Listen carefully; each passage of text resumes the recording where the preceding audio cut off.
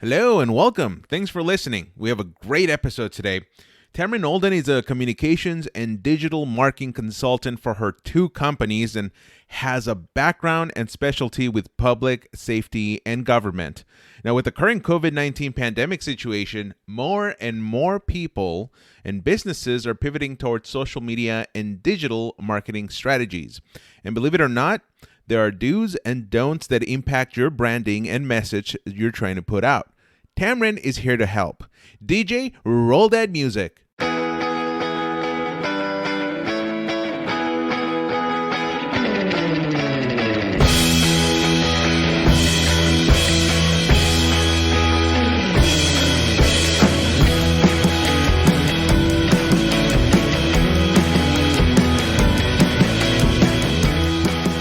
Tamrin, thank you again so much for just joining me on this podcast. Thank you for joining me on the vlog.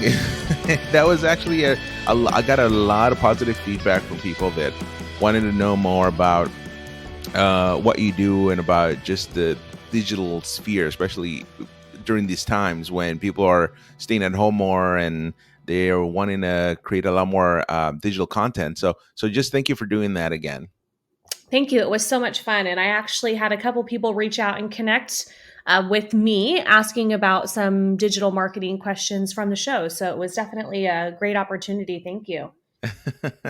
I'm glad to hear that. First off, I just want to know how your Easter day went. How was your weekend? Well, you know what? We made the best of it. It was definitely different. One for the books. We won't forget this one. You know, we're always the family to host everybody at our house for all the holidays. So it was definitely different, not having all the family here. So my boys, who are 6 and 9, they definitely missed time with their cousins. But I did a little scavenger hunt. We did an egg hunt, Easter dinner. We did a bike ride. So we did Easter service on TV, which is interesting and different. Doing watching our service on Mm-hmm. YouTube. We haven't done that before, but we made the best of it. And it's so funny. Kids are so resilient. I think that I feel bad for them more than they feel bad for themselves. Because they are resilient and they just learn to adapt. So it was good. It was a good time. That's good. Well, that's good. I'm happy to hear it wasn't bad. That it was a lot of fun. Um, Although very interesting times that we're living in. But I think maybe, and correct me if I'm wrong, it seems like maybe what you do, your career currently in digital is probably now more important than ever. Absolutely. I really think that people are at a time where if they weren't interested or didn't value or really understand the importance of being present, having professional presence on social media, on digital, now they're kind of being forced to because you don't have that option of doing a lot of the hands on, a lot of the in person interaction, or even just, in-person retail. Those options aren't there anymore. So it really is forcing people out of their comfort zones and where they're needing to, in order to survive and for their businesses to thrive and get through this, they are really being forced to learn new things, which is good. I think it's good. Yeah. Oh, yeah. Like I've never seen these many commercials playing on TV that reference COVID-19 and the situation that's happening now, and the fact that they're now delivering and they're offering curbside pickup, and there's just a ton of commercials that I would have never imagined seeing just a few months ago, but yeah, it seems like every single small business out there, whether it's a big chain or a small, very small pop and mom shop, they're all using social media, and they're using their websites, and if they didn't have one, they're getting one to deliver these products that they sell, especially for all the essential businesses that are open right now. And so for those people, I mean, is there a bad and good way of doing things?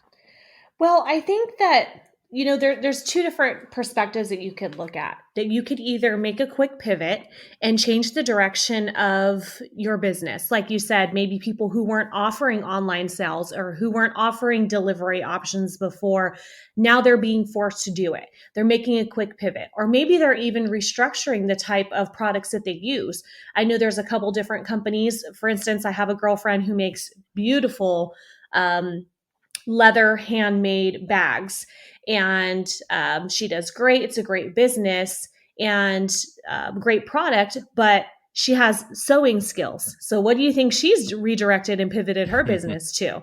Hmm. Making masks. So, she's able to kind of make that quick pivot, utilize her skills and abilities and the fact that she already had a retail online shop set up to do ordering, and now she's making masks, and she's actually doing a positive thing too in donating masks for anybody who's purchasing them. So in those circumstances, people are making a quick pivot and they're changing.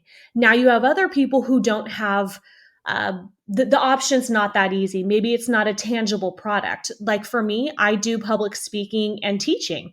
And Hmm. obviously, I had to cancel all of my classes for March, April, May, and who knows? We get a new announcement with an extension every week.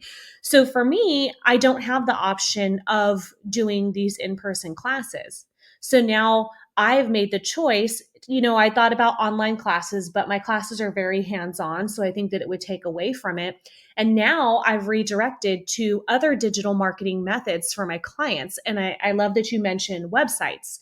So a Hmm. lot of people didn't see the value of having websites. Maybe they focus a little bit too much on social media, which social media is great. It's a great tool, but they didn't have good websites. Maybe it was outdated. Maybe they didn't use them, or they didn't have options like newsletters and blogs or SEO, or it wasn't mobile optimized.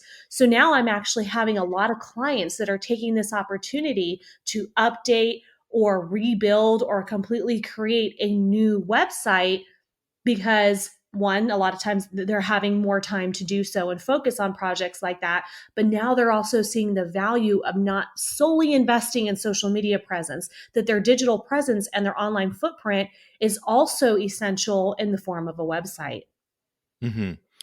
Yeah, and with websites, one of the things with building a website that has, I think, in my opinion, just driven people towards more social media is that because social media is just so simple to use, it's so very user friendly. With a website, at least the way they did it some years ago was that you had to hire a webmaster, and then that person who understood yeah, SEO and all everything that goes into making a website and making it optimized for search engines and other things, was at the helm of upkeeping that website. But now I feel like there's services out there where you can build a website on your own and they kind of just take care of everything in the back end. Are there some services that you always uh, let people know, hey, you can actually do a website yourself, you can use these services? Are there any website hosts or service providers out there that you always recommend to people? Well, I actually do my building on the pro version of WordPress. I do like their design options. I like that you can do custom builds, and I like their options of plugins. So if you're somebody who doesn't have a web developer background, they do have the ability on their very basic version to put together a really nice site that can be mobile optimized, that has a really nice, clean, modern feel, and that you can update yourself, even add in a newsletter or a blog component. Now, with a lot of times with my clients, they're larger businesses or they're government agencies where it's very content heavy, it's very design heavy. You're using multiple plugins. You need to do advanced SEO. You might, having to do some custom options and coding. That's going to be something that you definitely want to hire someone professionally to do. But if you just have a standard business that you want to have a simple online presence for, you could definitely do that. I'm a big fan of WordPress, but I know that some of these online shopping tools like Shopify Wix that are out there. A lot of people use that they're happy with, but I definitely would probably lean toward WordPress. Yeah, same here. I think a lot of large organizations, the company I work for included, use WordPress because of its um, just ease of use. And I mean, you can kind of make it however you want to. You can start out, with a base model, and then from there you can make it as complex as you want. It's so interesting what WordPress has been able to accomplish. But with now with social media out there, kind of working in tandem with these websites, is there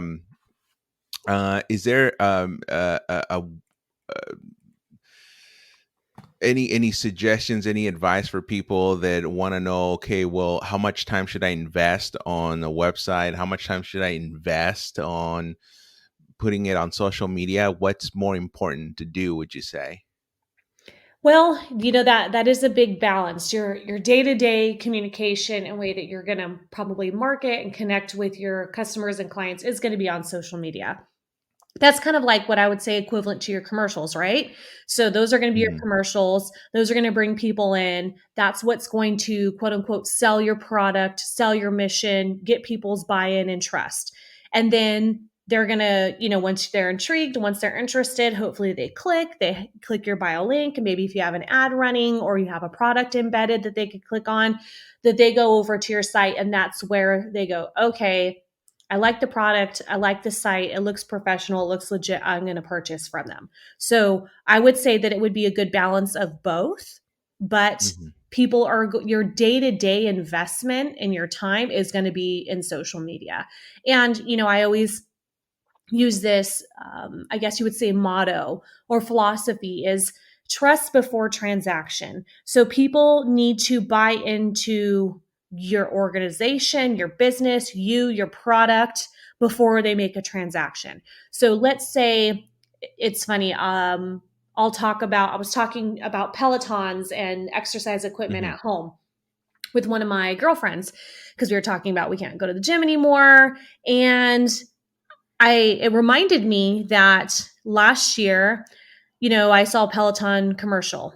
And then I started talking about Peloton. I texted my husband about Peloton. Well, guess what starts appearing in ads all over my social media and stalking me? Peloton.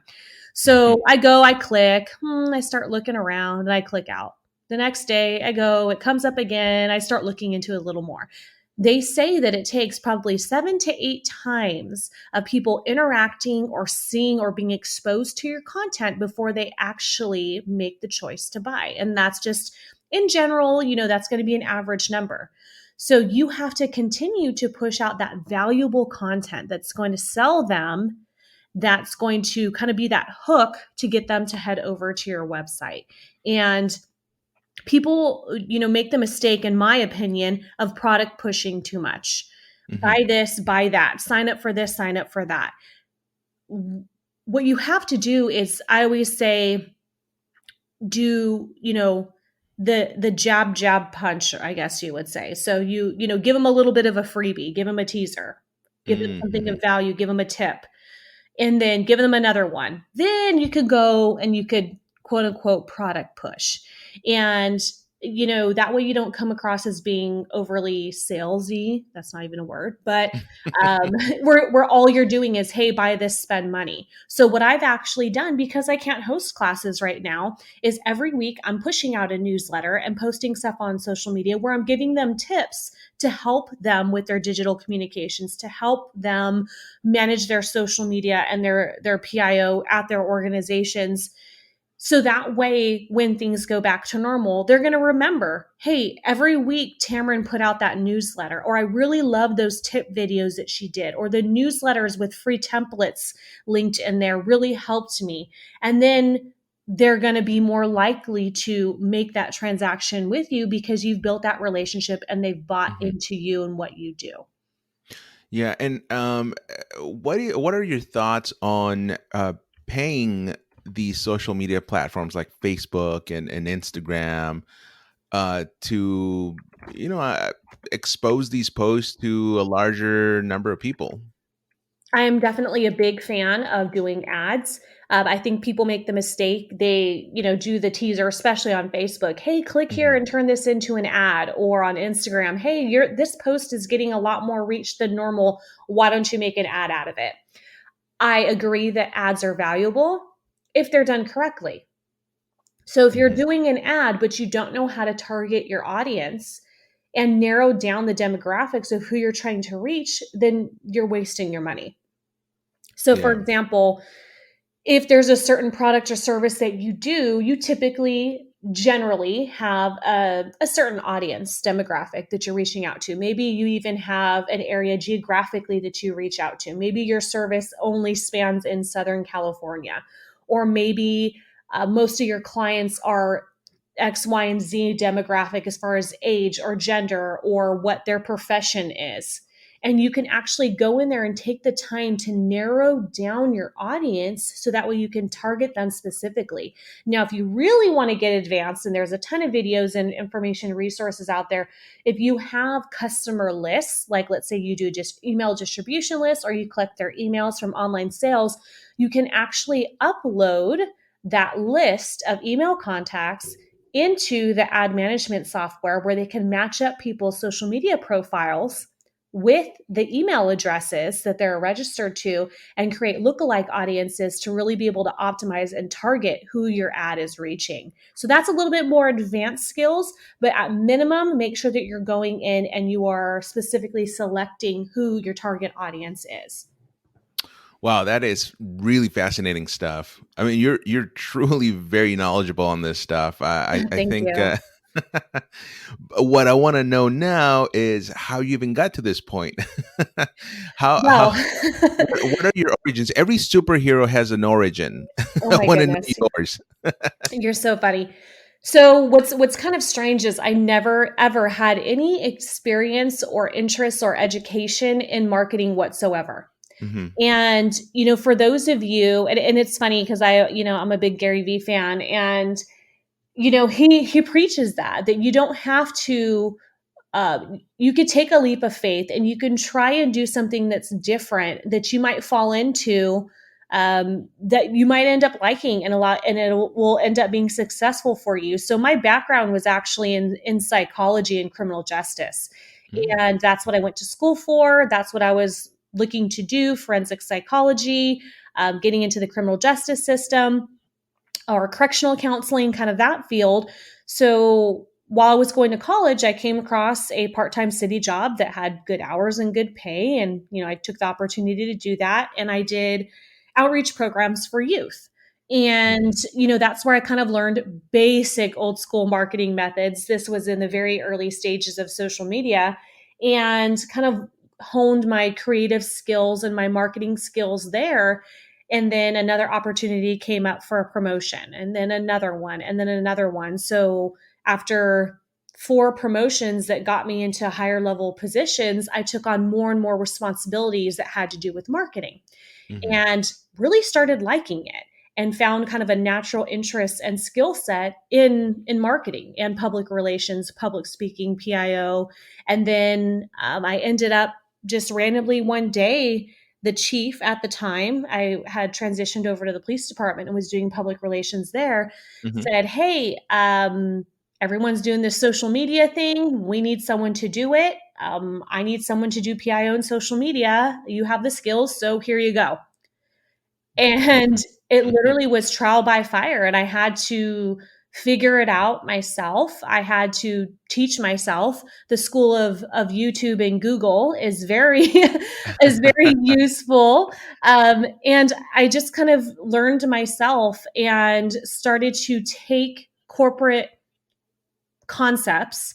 And it's funny because you see all these large corporations with these big budgets and unlimited Hmm. time, resources, training, equipment. Meanwhile, we're over here as government agencies or small businesses going, okay, that doesn't work for me because I don't have those resources. But I really learned to take those corporate marketing concepts and adapt them, transition them into methods that I could do. So I'm taking their big budget concepts and transitioning it into my low budget. and really just fell in love with it. And that's really how it happened. So it wasn't planned. It wasn't something that I'd studied for. It was really just something that I took an interest in and took the initiative to learn. Yeah, you just stuck with it, it seems. Yeah, yeah. Wow. I liked it more and more. And then Mhm. while I was working my government position at the police department, I actually had the opportunity to meet someone who's now a business partner in one of my businesses and start teaching and start offering these digital marketing services to government agencies because there's not a lot of people that do it. Government agencies tend to fall very behind when it comes to marketing and branding and websites and just digital media and social. And I love doing it. I love that I can Mhm. go to other police departments and other agencies, state departments, county government agencies, and help them connect with their communities because it is so valuable. So two questions that just popped up in my mind here. So the first one is why do you think government agencies seem to be kind of lagging behind other type of companies that may not be government related? And also, what were some of your earlier mistakes that you had to learn from to, get better? Well, I think your first question on why government is behind, I think that there's a couple different things that go into it. So, specifically when it comes to public safety, the people who lead the organization, they are, let's look at police departments, they're sworn. Hmm. They went to a police academy, and that's where they learned how to do what they do. And at the police academy, especially when a lot of the administrators went, was in the 80s, they didn't have social media. So they weren't taught these things. And that's not their fault. They just don't understand it. They don't understand it at the level that other people do who are younger generations who understand marketing and who social media is a part of their day-to-day life. So I think that the culture of public safety and government, because the people who are the leaders at the top making the decisions and driving the agency, they don't understand the concepts of it. And this is in general terms, general speaking. There are some agencies that, man, they have chiefs and captains and city managers who just understand it and they're doing Hmm. well, but the vast majority do not. Mm. So that's part of it, is that culture and the training. The other thing is it's not looked at as their primary mission. It's Hmm. protect and serve, right? Hmm. It's serve the community. They're not making that connection between social media, media relations, and what their mission is. So for a police department, it's, catch bad guys, arrest people, put people in jail. That's their primary mission, is to protect the public. Yeah. So Well. their staffing, their resources, their training budgets, their equipment, the number of staff that they have, they don't invest in people to do public relations because they're not understanding the value of it and how it ties into their mission. So it is very Mhm. cultural. Now, as you're seeing the younger generations move up into management positions, you are seeing a big change and you are seeing a Yeah. transition, and agencies are doing better, but boy, they still have a long ways to go. Well, yeah, and then now that hasn't been more important than in the times that we're living in now, because now people can't necessarily go down a city hall and ask questions in person. Everything has to now be remote, and that's why every single day there's always these press conferences. Um, from government agencies, because that's the way that they're going to get the word out to people, and it is serving the public in the regards that they're putting out policies or orders, things to keep the public safe that the public needs to know. So that's one of the reasons behind all these press conferences. So now I want to ask you in regarding, and we'll go back to just some of your earlier mistakes in a moment, but I really just want to get your thoughts on, I mean, I'm sure you've been seeing these press conferences, but is there something that these agencies are doing good, that they're doing bad, that they could be doing better to inform the public and get their message across? I think that the ongoing communication is so important. I think that having online resources is absolutely something that people are realizing that they need more and more. You have agencies who invested and have set up online reporting systems, where you have other people who didn't see value in it, they didn't want to spend money on it. And now that is a huge resource to be able to help continue their mission. And agencies are now starting to use that. So kudos to the agencies who had the foresight to be able to get those things in place, to be able to connect with their community online and provide those services online. Now, as far as the communication side of it, I think that agencies who are putting out regular updates and keeping their community informed are doing a great job. I have, I kind of keep tabs on what's going on in local communities and local government and what the feedback is of the community. And some of the local communities, they're just outraged. And in these local community groups on Facebook, for instance, they're saying, hey, where's our mayor? Why isn't he coming and providing daily updates? Why isn't he letting us know what resources are available? Why isn't he out there going and pushing for resources and funding to help our residents? And people are upset because this is a make or break moment for community leaders, that either you rise to the occasion or you're going to fall behind, and your community is going to fall behind.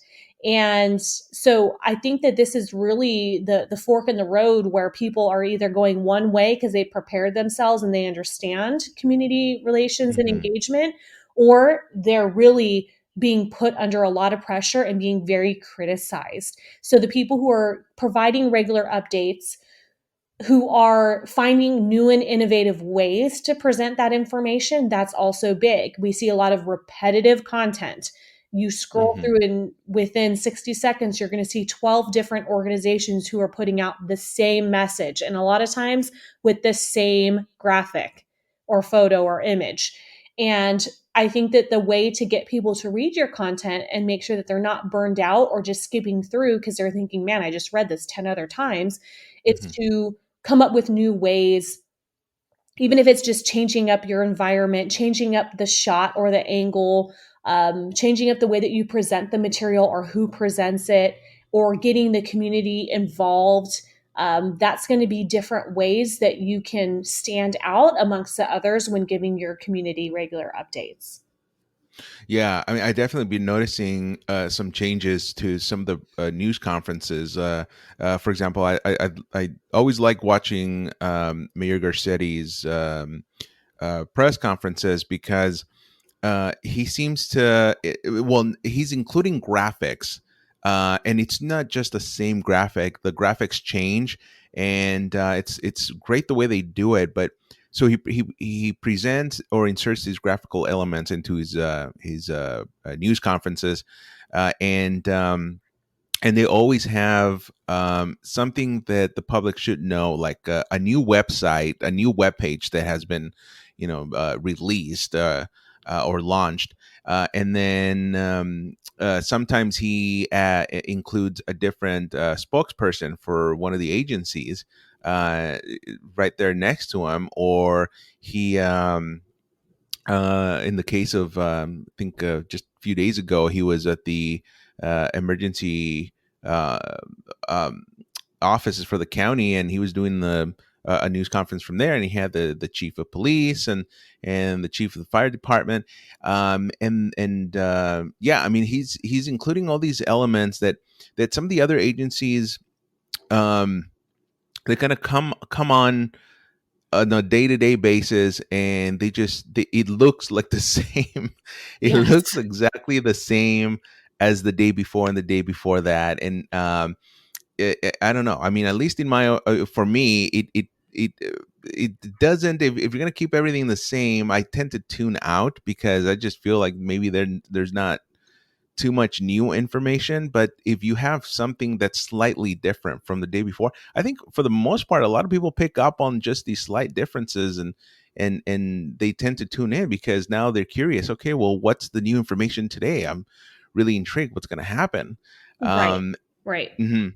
And I think you're right. And those little things such as, even changing up from wearing a uniform or a suit to wearing a polo or a branded windbreaker, from changing, Hmm. doing your news conference inside to doing it outside. Or I love in the EOC when there's action going on or out, almost like they're a field reporter, right? Where they're out there changing up their environment, that they're bringing in different community partners from your hospitals to your chief of police to your fire chief to your city manager, local community groups who are maybe contributing, your health professionals who are going to be experts on different areas.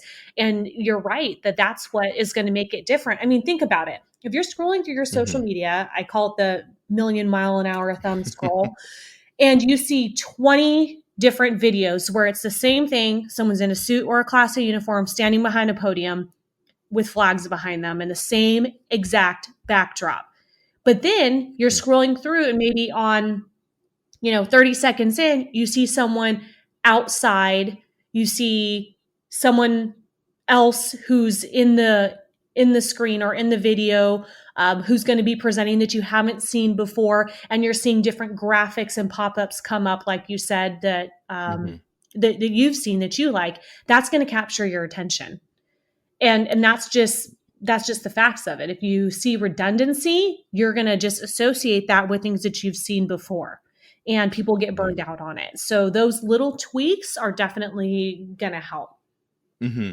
And let's go back to when you were first starting out in social media and digital marketing. What were some of your mistakes that now you're kind of looking back and saying, "Oh man, how could I make that type of mistake?" But what were just some of your earlier mistakes or errors that you learned from, and how did you get over those challenges? I would have to say that probably one of the biggest things that I did early on that was a mistake looking back is that I tended to want to hoard the work. It was my baby, it was my project, it was my responsibility. I didn't want anybody else to touch it. Social media, the program that I did at the agency that I was at, when I first got started, I was the first one to ever do it. So I was able to build the program from the ground up. So I got very protective, and I didn't want anybody else's help. I didn't want anybody else having the keys to my social media accounts. And that really limited me. It also created a lot of stress because I was having to do all of it myself. Now, after a couple years, I learned to one, seek out people who had skills and abilities that could help me. Even if they didn't have identical skill set, maybe there was a certain thing that they were good at.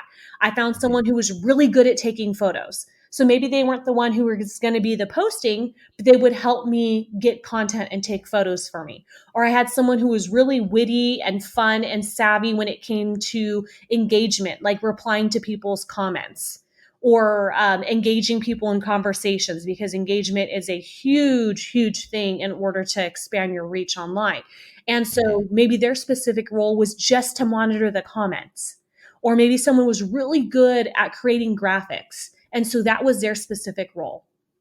And once Hmm. I really understood that and kind of let go and stop being so controlling, it really gave me the ability to step back and give kind of an overhead view of everything that was going on social media, so that I could catch things, so that I could drive the mission, so that I could set the goals and take that team that I had developed and get everybody on board moving forward. So I think that wanting to do everything on your own and thinking that you're the only one that could do it is really a detriment to what your mission is. Now, for some businesses or organizations, they don't have that option. But one of the things that I ended up doing was creating a college internship program. You have a lot Hmm. of people who are studying marketing, design, public relations right now in schools. It's a very big field of study. They have hours that they need to get done, and they are usually very savvy with technology, with social media. Hmm. So if they're able to do it and they need hours and you need help, it's a win win. Yeah. So I created these internship programs to bring in college students to be able to help me, because I had staffing shortages, or, that I didn't have the staffing available at the time. So that's another option, is to see if you can get people to help you for free. Hmm. The other thing Wow. that I would say Hmm. is not understanding and not investing and building good relationships with the media and community partners. So a lot of times we tend to get tunnel vision. We tend to only focus on what we're doing. We have these blinders on, that we don't understand that there's so much value in creating partners with other businesses, with community groups, with our clients and customers, and with the media, specifically if you're in a PIO role, because Hmm. you each have a mission and a function, and you need each other. And if you have those relationships in place, it just makes it so much smoother. And you're really supporting each other and propelling each other forward in your mission, versus competing or clashing against each other and kind of being counterproductive. So I would say that that would be another thing that I wish that I would have changed, and a mistake that I made in the beginning, was not investing in creating relationships that help propel my mission. Mm. Uh, but through all those mistakes, you got better each time that you overcame that challenge, up to a point where now you own your own business. Is Right. Yeah. that correct? No, Yeah. Mhm. absolutely. And that's, something that um I was able to do, is take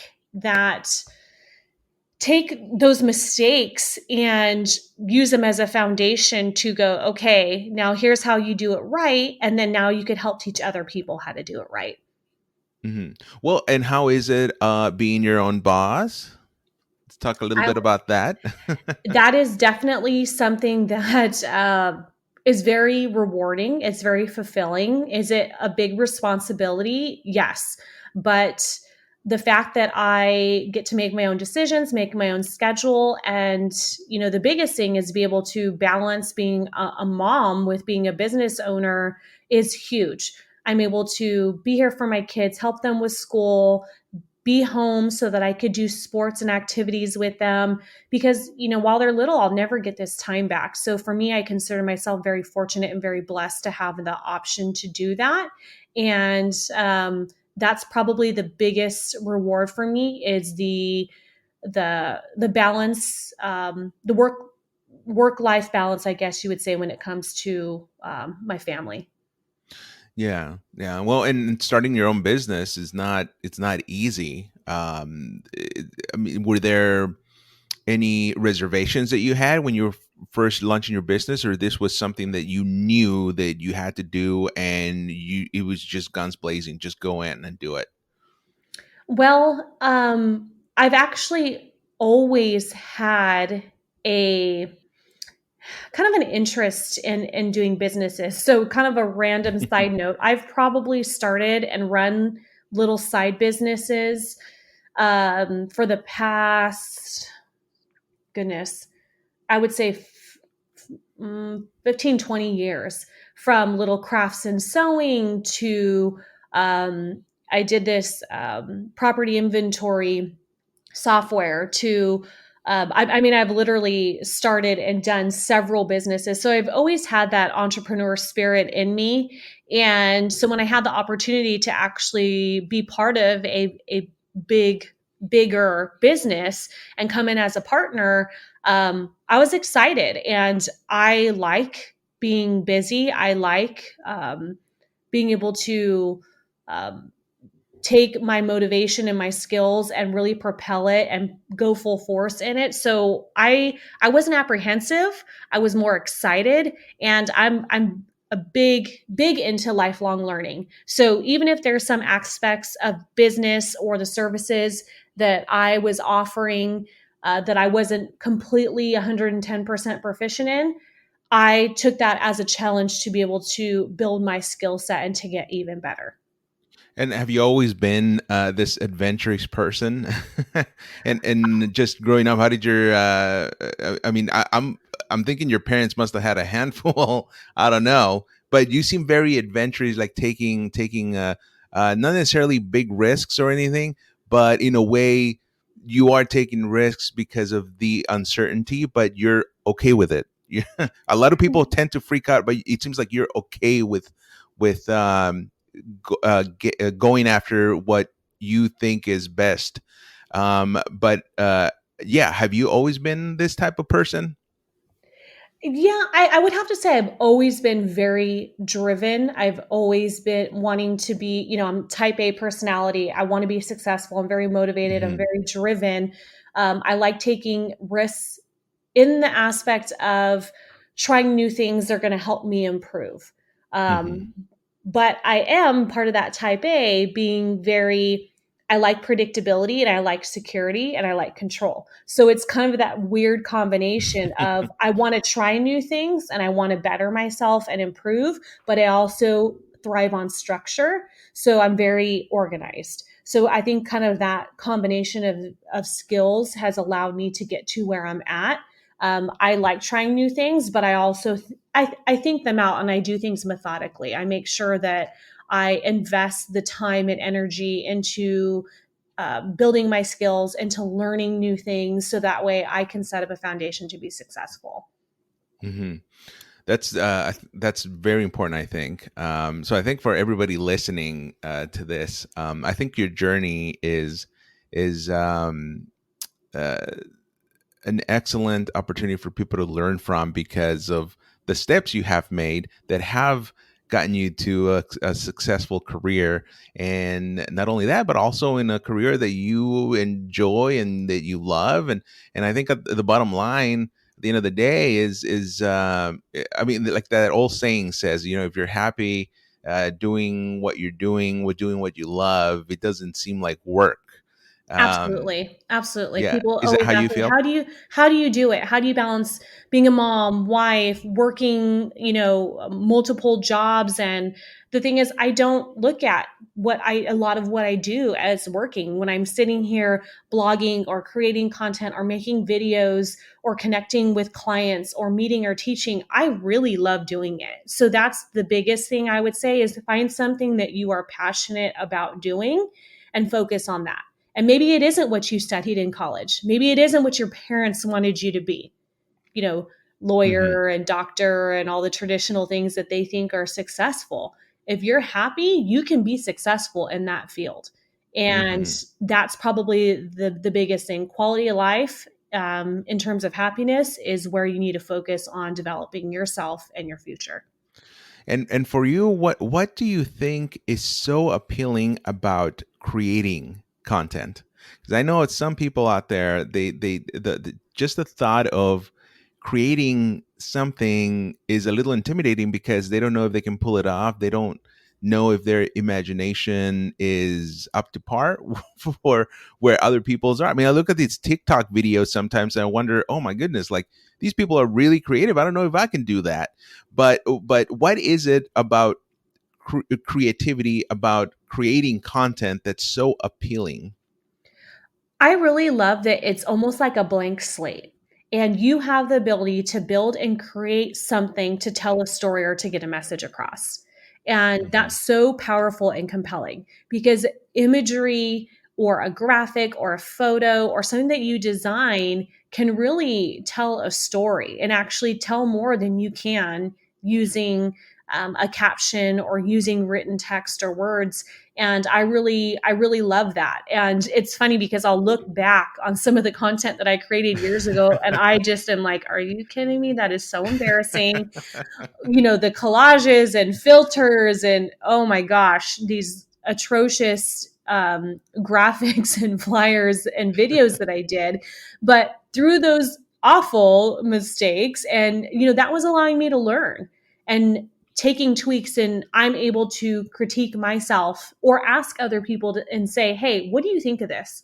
Or I'll look back and go, if I had to do that again, here are some things that I would have changed. And you have to be honest Hmm. with yourself. And you also have to have the ability to take constructive criticism from others. I have a couple people that I really value as mentors, that I could send something to them and get their honest feedback on. And that's very, very important to be able to do. So I think that there is so much power and so much um, I don't know, freedom in being able to just create and take a concept in your mind and be able to put it on paper and put it out to the community and your customers. And I enjoy doing it. There, for me, I'd rather sit and create at night and sit on my laptop and design things than watch TV. Because that's, to me, I know I'm kind of a nerd Yeah. that way, but that for me is fun. Writing and designing is fun for me. And so I enjoy doing it. So you really have to enjoy doing it. Honestly, if it kills you and you hate doing it, you don't enjoy doing it, hire someone to do it. Uh, yes, hire someone to do it, and there's nothing wrong with that. But there are so many different apps and softwares and videos, tutorials out there that you can learn these skills, and you can get good, like those people on TikTok that you see, if you have the passion and drive to do it. Hmm. Yeah, well said.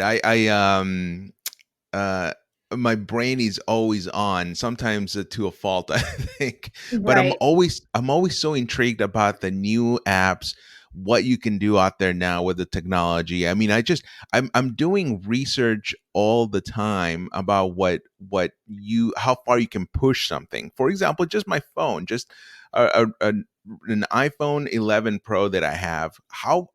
I'm always thinking, okay, how can I push this sucker to its brink? Right. What can it give me? I spent this money on the phone. Now I want to get the most out of it.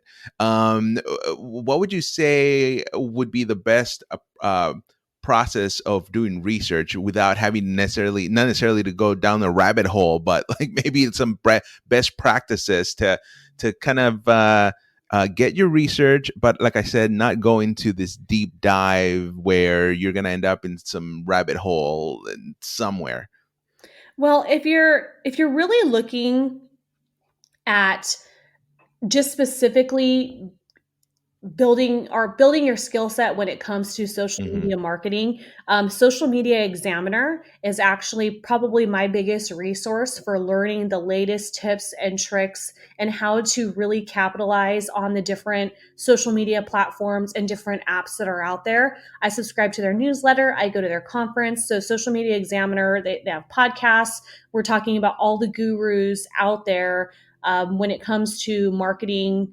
That's probably what I would say would be the best. They're a credible resource. They have a huge resource library, Facebook groups, and I would say that they're pretty legitimate when it comes to um, being a resource to really learn how to hone your skills in digital marketing. That'd probably be my recommendation, because you could take one concept, how to create Hmm. stories graphics, and you search it online and it's overwhelming.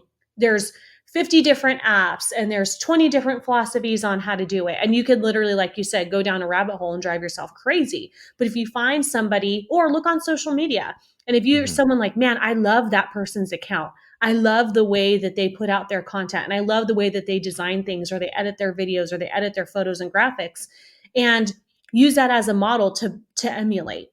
That, hey, I want my content to look like theirs. Not that you're copying them, but taking those general branding and marketing concepts and building yours around it. Because everyone's different Yeah. and everyone's mission is different. And as long as you find something that you like that emulates the brand that you want, just follow that. Yeah, and Instagram did something very cool. They launched their own creators account. In fact, it's just handle creators, but it's this Instagram account that features a lot of these Instagram influencers, folks that have thousands and thousands of followers, um, and they do little interview videos, of hey, how are you creating your content? What's been the key to your success, and you get all these influencers just talking about it, and you get some really good tips from there. Plus there's just tons of great tips via just graphical elements that they put out, whether it's a still image or something else. But it's a really good account that I found. I've used more times than what I can count, just because it is that good. I just learned tips and tricks from other people that have been really successful at it. So I think you're right on the ball about uh, uh, following some of these folks that you see as successful, being successful on these social media platforms and learning from them. Right, absolutely. There's nothing to say that you can't take a concept that you like and tailor it toward your marketing. Exactly, exactly. And it doesn't mean you have to create that same content. You know, Exactly. I'd say finding your voice is probably really important, among other things. What would you say are the um, top, I don't know, like top five most important things that you got to keep in mind when you're going to be entering the digital creative world? I would have to say you really need to identify first what your mission is. What is your purpose? Is it for someone to buy something from you? Is it for um, building yourself as the brand? Maybe you provide a service or you're a consultant. So what is your mission? And then what are your core values? When someone comes across your page, your website, or you, what do you want them to think of?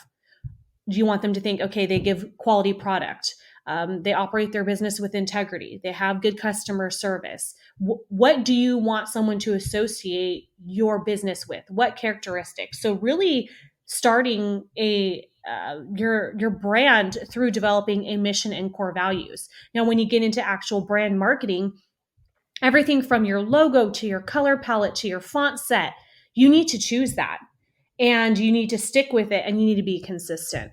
So that way people know that when they come across content that even before they go and they check in that upper left hand corner, they know, oh, you know what? That's one of Oscar's posts because I know that it looks Hmm. like this and I know that's his style. So that's going to be a big thing. The next thing is investing in just simple pieces of equipment. I talked about that last time when we did the vlog, very Hmm. simple audio, earphone set, a basic phone mount, learning the settings on your phone, just getting your basic equipment dialed in is going to be big. And then learning what apps and what softwares you like to edit in. Do you like just Hmm. using iMovie or you like just editing on your phone? Do you have a certain filter that you like to use when you're doing photo editing that's kind of your brand? So, from developing your mission to creating your content, you have a formula that you keep Hmm. consistent to be able to put out your content. Hmm. I love that. Very, very important tips, and I'm glad you mentioned the vlog because I'm going to include a link to that vlog, which I said at the beginning of this episode that it was a very successful vlog. Got a lot of positive feedback. People just loved your message. Plus, I mean, you're a great speaker. I got to say. Oh, thank you. Thank you. Um, but one of the other things too in the vlog that we did was we played a little game, rapid fire favorites, I call it, and I want to do that again here on this podcast with some slightly different favorite questions. If you Awesome. indulge me, are you up for it? I'm game. Excellent. Okay, so we'll kick it off and then we'll just we won't spend too much time on it. It's just rapid fire, whatever comes to your mind. It's just your favorites. That way people will get a little to know a little bit more about you. um all right, we'll start with your favorite color. Black. Favorite ice cream. Right now, pistachio. Hmm. Favorite computer program. I like using Canva. Okay, that's a good one. I really like that for social media graphics. Yes, I use it a lot. Your favorite animal. Hmm. For domestic animal, I'd have to say a dog. What about in just wild nature? What animal do you identify more with? I would say I don't know. I like monkeys. They're just so fun and cute. What is your favorite theme park? I'm not a big theme park person. I think because as I get older, I I get Hmm. sick on rides. So Oh no. I'm a little more sensitive. My kids love roller coasters and I don't. Gives me a headache and stomach ache. But I would have to say, oh man, I'd probably have to say Disneyland, and it's close by, Hmm. so probably Disney. Oh yeah, and a ton of stuff that doesn't involve roller coasters. Yes, less roller coasters, the better. Yeah, I mean, truth be told, I usually would go to California Adventure just to do the wine tasting. Right? Yes. Yes, I love that. It's Yeah. great for adults. Tamron, what is your favorite type of food to eat?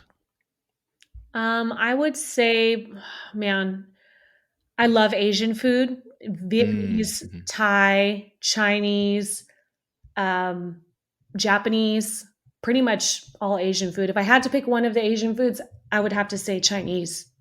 Mm-hmm, hmm.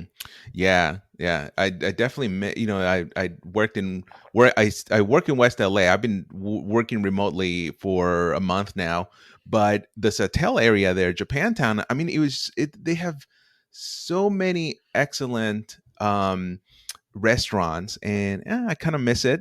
So I can't Yeah. wait to go back and just eat sushi and curry Yeah. and all the good stuff. Yes, I love it. What is your favorite guilty pleasure? Hmm. I would have to say, I'm trying to think. I honestly love, like, to me, an ideal situation is just sitting in silence, just sitting in silence and not having to do anything, just being able to relax, maybe have a bowl of ice cream or a treat and Mm. just kind of relaxing. That's my I don't get a lot of downtime, a lot of quiet time or moments of silence. So I would have to say sitting in silence with a bowl of ice cream would probably be an ideal situation for me. Mm. That sounds really good. Yes. Uh, what is your favorite movie or TV show? Right now, I'm binging Ozark. So I'm finishing up season 2, and I'm going to be getting into season 3. So that's what I'm Hmm. binging on right now, and I like it. Hmm. I've been binging on The Office. Oh yeah, that's a good classic one. I love that one too for humor. Yeah, that's a good one too. Yeah, there's so many key points in the whole series that I mean, you laugh, you cry, I mean, you feel every emotion. I Yes. love it. Yeah. But No, at the end of the that is a day, really good one. yeah. What is your favorite season? I like the summer. I love the beach. I love going to the lake. I love just laying out by the pool. I love being tan, especially right now since it's very faded. I'm looking a little pasty these days, being in the house. So I definitely would have to say summer. What? Let's see. Okay, are you a Mac or PC girl? Oh, Mac all the way. Mac for sure. um, what is your favorite Instagram feature? Stories. I love Hmm. stories. I love that you could do fun stuff with it. I love all the different options from boomerang to using the different stickers and polls. And it's probably the best opportunity to create engagement as well. Mm. Now, these next two are not so much favorites, but I think important nonetheless. What is your number one pet peeve? People who are lazy. Mm. I Hmm. can't stand when people are just not motivated and who are lazy and they have the ability to do something or to be Hmm. successful or to accomplish something and they just won't do it. They just Hmm. refuse to. Not that they aren't there are people who aren't capable for, different reasons, but people who have the ability to do something and just will not do it. Hmm. And what is one fun fact about you that people may not know? Hmm. Fun fact. I don't know. I'm trying to think of something fun. I am I am a bit of a tomboy. So I love doing stuff adventurous. I was a big tomboy when I was younger. I skateboard, I love mountain biking, I love climbing and doing adventurous things. So I would have to say probably, yeah, being a tomboy and um, doing kind of sports related boy stuff, which is great because I'm a boy mom. So people always say, "Man, you're like your kids." I'll be out there playing basketball with them, hop on a scooter or a skateboard or a bike, and I really really love that. I love it. Well, that's the end of the little rapid fire favorites game. That was fun. Thank you. So, Tamara, is there anything else that you want to mention that we didn't talk about? Well, I'd have to say, just when it comes to marketing, for those of you who are kind of dealing with some challenges, some hardships related to COVID-19 and your business is being affected or your finances are being affected, um, I know a lot of people are discouraged and a lot of people are feeling defeated. But if you had the ability to be successful before this, you have the ability to be successful through it and after it. You have to really step back and reevaluate and make a quick pivot, and you have to adapt and overcome. And it's easier for me to sit here and say, but you're capable of doing it. And we're seeing so many people being successful by doing that. And if there's someone who could be a vital resource to you to help you do that, reach out. Swallow your pride. Humility and being humble is huge in being successful in business. And you have to set your pride aside and you have to be willing to ask for help. And there's absolutely nothing wrong with that. So for those of you who are struggling, for those of you who are facing hardship in your business, hang in there and you will get through it. And there will be positive outcome and positive lessons that will come through this. I promise. Hmm. Now, Tamara, you're an excellent resource. I think people need to connect with you. So, where can people find you, either on social media, and also if you have a website, or what is the name of your business as well? Where can people find you and connect with you? So on Instagram and Twitter, I am under Tamrin Olden, just my first and last name spelled out. And my website is tamrinolden.com that talks about some of the digital marketing consulting and PR consulting services that I do for businesses and organizations. And then if you work in the government side, I do the web development and digital marketing and teaching for government at lawenforcement.social. That's my other business. Mm-hmm. Excellent. Well, Tamrin, thank you so much for joining me here on the podcast. I think you just have an awesome message to deliver, especially during these times and pertaining to digital. I really do want to thank you for just taking your time. I know it's like an hour now that we've been talking. It's okay. It's nice to take a little bit of a break from we were doing schoolwork with the kids, homeschooling. So, no, I appreciate it. It was a good time. All right. Thank you.